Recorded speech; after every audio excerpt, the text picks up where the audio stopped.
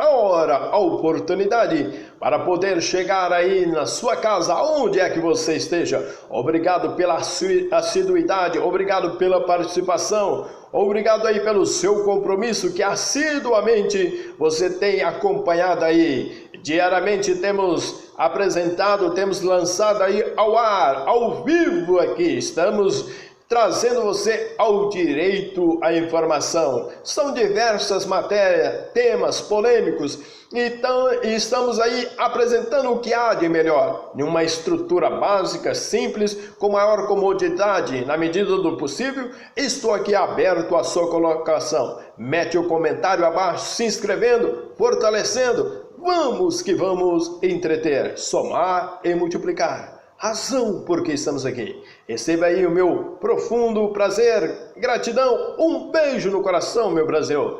Vamos aqui, você tem direito ao quê? A informação. Vamos conhecer um pouco da Bíblia.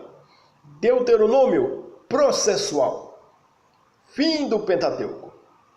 Entretanto, Deuteronômio processual vai fazer uma análise acerca do último livro de Moisés, chamado de cópia ou repetição da segunda lei.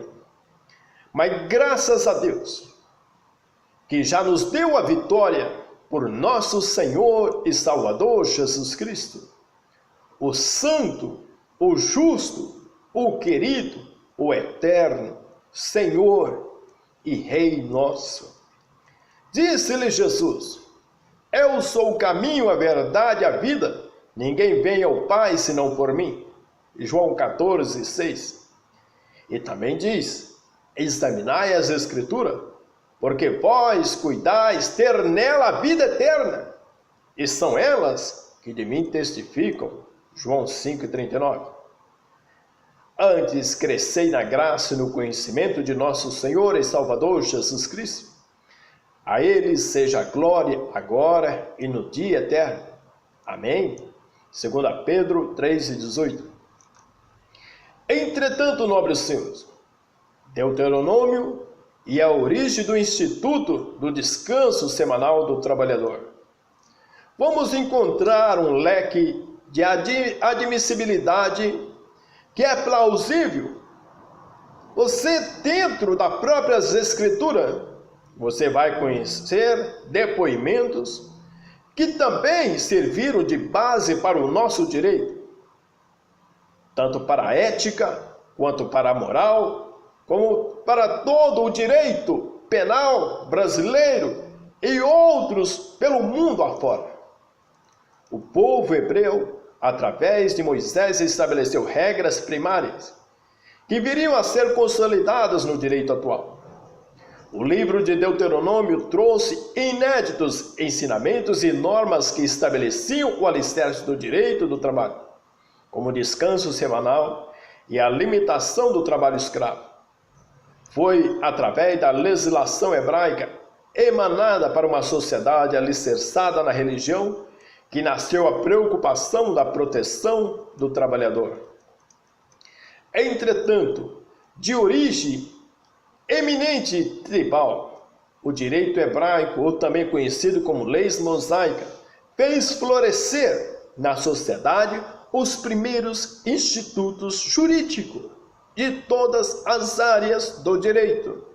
Está na Bíblia, cara. Através de um líder, Moisés. Ele foi o cara, o precursor, o legislador, o libertador do cativeiro no Egito. Surgiu a necessidade de organizar um povo dissolvido por séculos de escravidão. Ao descer do Monte Sinai, Moisés fez da nação hebraica um povo de leis, estabelecendo que o alicerce de sólida e imutável legislação que vigora entre os seus descendentes até a data de hoje. Mesmo com a diáspora promovida pelos romanos em 70 depois de Cristo, o direito hebraico exerceu significativa influência moral, religiosa e jurídica no Ocidente. A presente matéria vai demonstrar que a herança legislativa dos institutos criados pelos hebreus em especial os ensinamentos no livro de Deuteronômio, bem como a regulamentação derivada de tais princípios em diversos países, inclusive, o Brasil. Entretanto, nobres senhores, o direito do povo hebreu, o direito hebraico, esse povo histórico de Deus, trouxe para nós o direito religioso, alicerçado em uma ideia monoteísta, que significa a crença em um único Deus. Embora que as religiões egípcias tinham a religião que era politeísta, que acreditava ou cria em diversos deuses, ou era antropomórfica, que significa que adora aos homens ou a imagem de um homem ou de um rei. Entretanto, senhores, tal característica é fundamental para a validade da norma jurídica nesta fase embrionária de um modo estatal. Afinal, sempre o legislador estaria revestido de autoridade divina, única fonte jurídica, o que tornaria inquestionável a norma. Muitos profetas, sacerdotes, reis e juízes recebiam as revelações de Deus e eram tidas como mensagens santas e atestadas, carregadas de normas, de ensinamentos para o povo. Daí a importância do modelo monoteísta para a evolução da sociedade hebraica, estabelecendo uma única fonte divina, a lei como essência, o termo teológico, o que não ocorreria de forma tão clara em uma sociedade com inúmeros deuses. Foi através de Moisés, por volta de 1400 a.C., que houve a formação do Pentateuco, constituídos aí dos livros, primeiro de Gênesis, de Êxodo, Levítico, Números e Deuteronômios, 5 livros pentateucos constituídos e instituídos no Antigo Testamento, os primeiros 5 livros da Bíblia. As leis mosaicas vigoravam desde o êxodo liderado de Moisés do Egito até as conquistas pelos babilônios ocorridas em 586 a.C. e sucessivamente pelos persas em 539 a.C. Em 332 a.C., Alexandre da Macedônia conquistou a região da Palestina. Por fim, em 63 a.C., o Império Romano tentou subjugar o povo hebreu. No entanto, diante das dificuldades, promoveu em 70 a.C. a dispersão do povo nas inúmeras províncias romanas, evento esse conhecido como a diáspora. Os historiadores geralmente fazem referência ao direito hebraico através da expressão judaico-cristão, associando ao Messias do Novo Testamento como o Torá como fonte do direito ensina.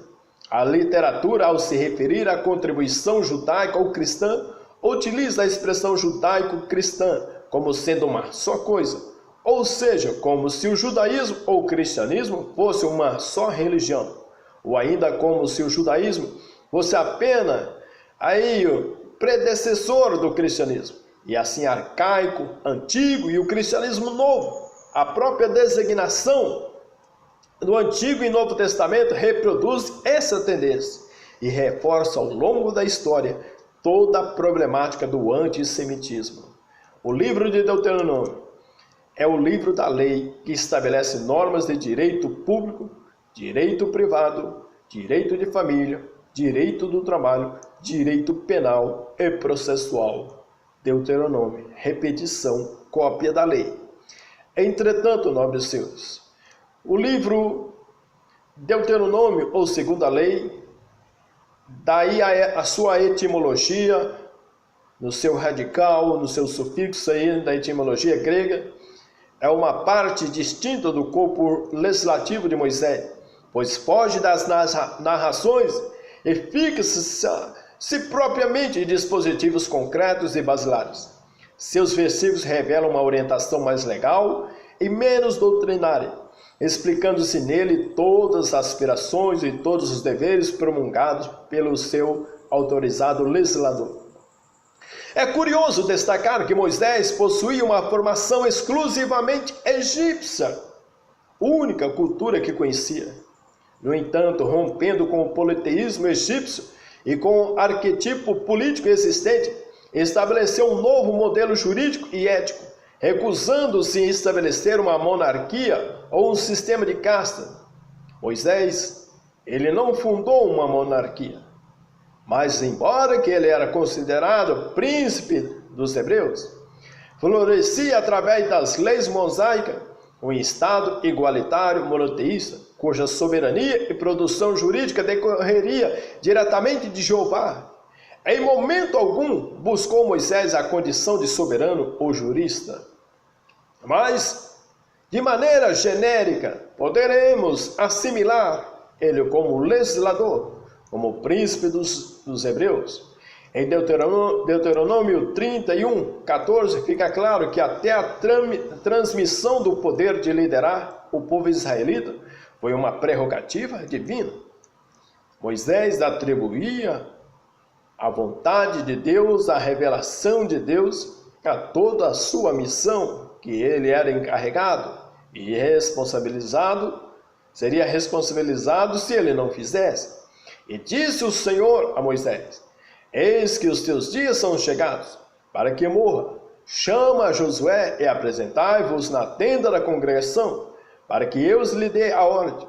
Assim foram Moisés a Josué, e se apresentaram na tenda da congregação.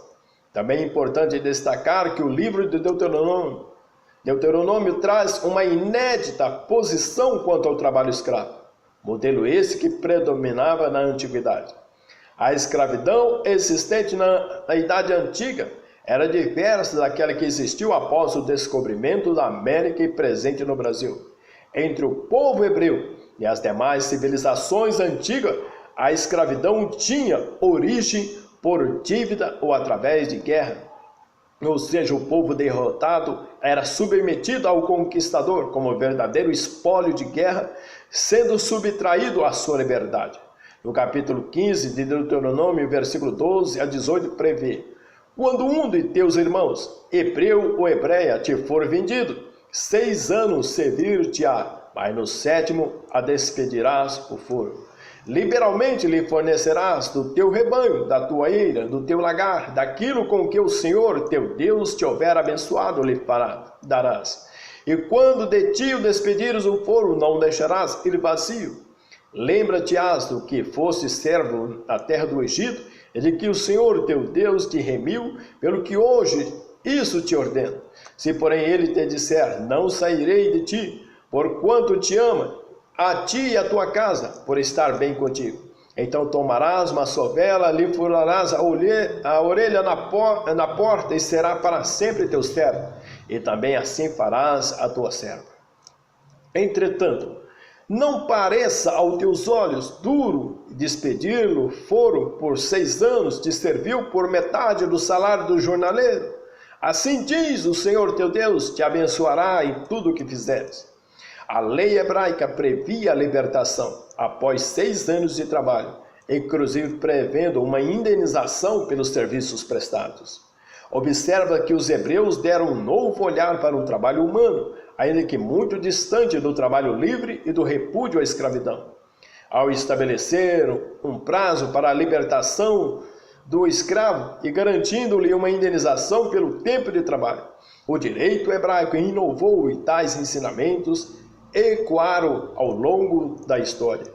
Com a universalização do cristianismo, houve a consolidação de princípios de origem judaica, mas já os ensinamentos de Moisés influenciaram toda a antiguidade, sendo identificados traços de seus usos e costumes primitivos romanos, gaulenses e eslavos. No período de descanso foi através de ensinamentos mosaicos que nasceu o direito do homem em descansar um dia de semana. A primeira menção do descanso semanal está na própria criação da terra, em Gênesis 2, versículo 2 e 3, quando houve a santificação do 7º dia e Deus descansou após a conclusão de sua obra. E havendo Deus acabado no 7º dia a obra que fizera, descansou no 7º dia de toda a sua obra que tinha feito. E abençoou Deus o dia sétimo e santificou, porque nele descansou de toda a sua obra que Deus criara e fizera. Deuteronômio 5, versículo 13 e 16, consagra com absoluta clareza o direito do trabalhador em descansar após 6 dias de trabalho. Florescia assim o descanso semanal.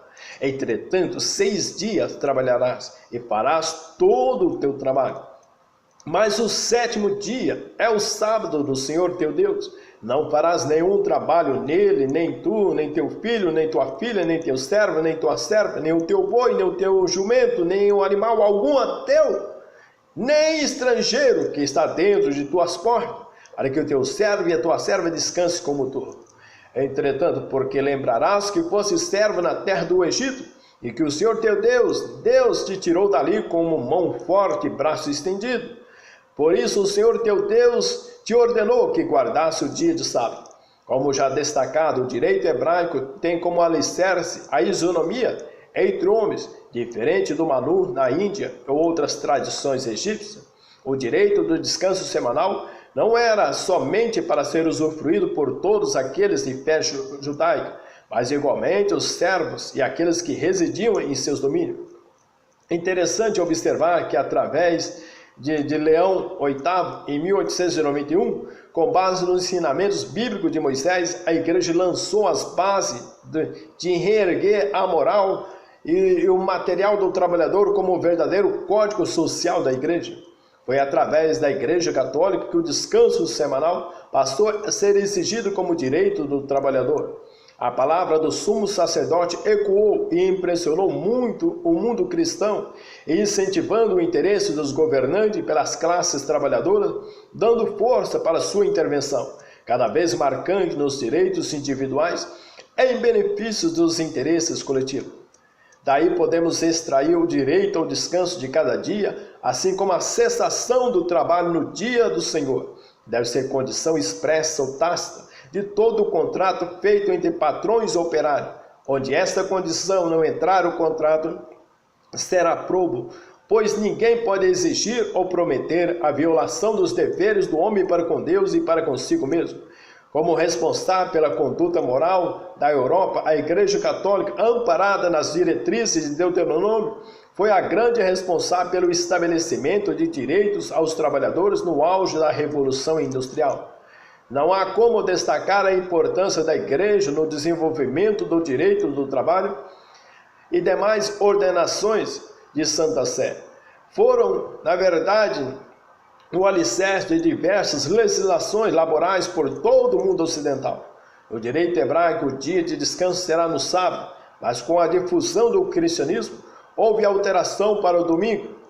Alice Monteiro de Barros ensina que a influência do cristianismo no desenvolvimento da sociedade ocidental contribuiu para o repouso semanal, recaísse no domingo com o objetivo de comemorar a ressurreição de Cristo. Então, o nosso repouso, no domingo, ele faz uma alusão referente à comemoração à ressurreição de Cristo.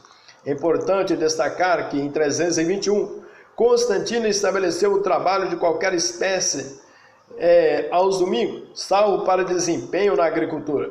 O descanso semanal, tal denominado descanso, foi instituído pela primeira vez no Brasil em 1911, através do decreto 21.186, direcionando aos trabalhadores o comércio e consolidado através da Constituição de 34.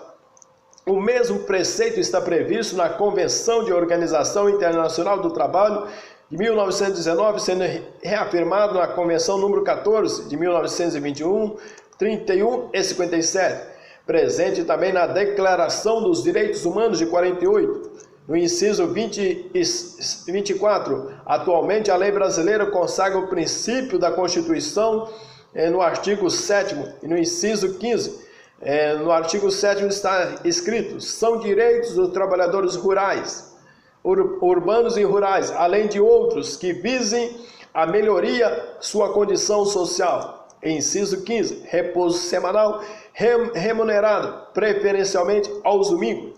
É importante destacar que o descanso semanal também é garantido nas consolidações de leis do trabalho na CLT. No artigo 67, será assegurado a todo empregado um descanso de 24 horas consecutivas, o qual, salvo um motivo de conveniência pública ou necessidade imperiosa do serviço, deverá coincidir com o domingo, num todo ou em parte. Resta consolidado o direito ao trabalhador de um período de descanso de 24 horas consecutivas para cada semana elaborada.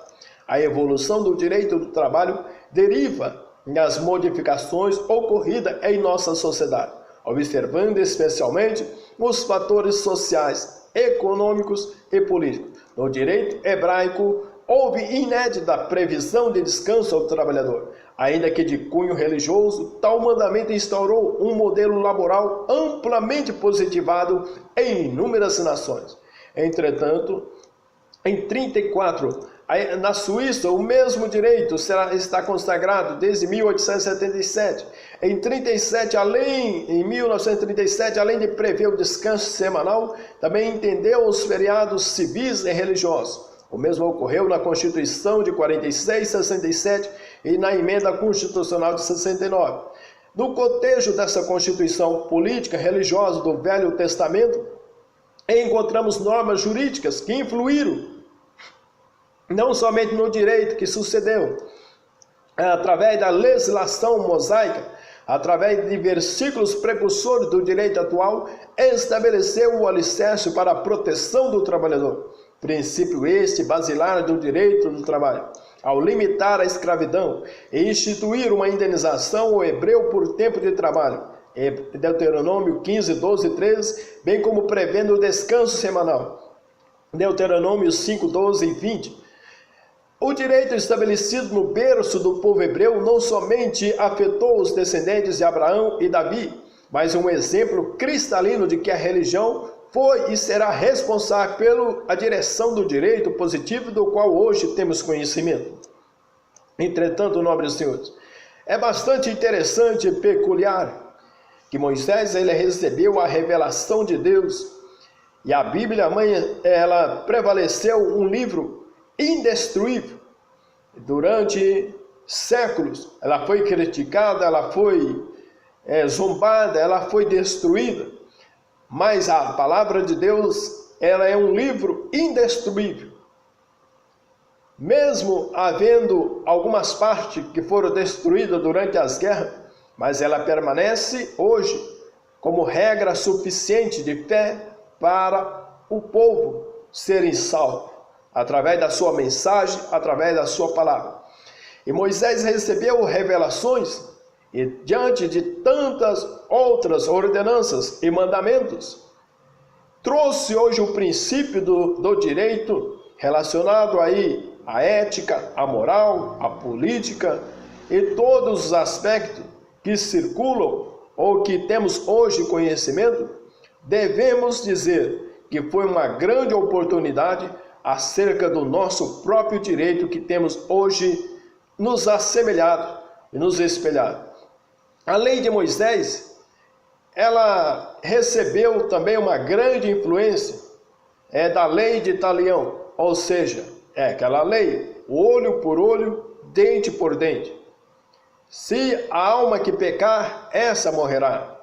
Então era difícil uma aplicação ao pé da letra, mas serviu de muita base e de compreensão necessária para fazer com que o nosso direito penal, processual civil e tanto constitucional, servisse de veículo e de instrumentos que hoje temos tido conhecimento, diante aí do direito processual do Pentateuco, do livro de Deuteronômio, temos uma grande abrangência e visão embasada em muitos argumentos que, pese os senhores, estão dentro da própria Bíblia.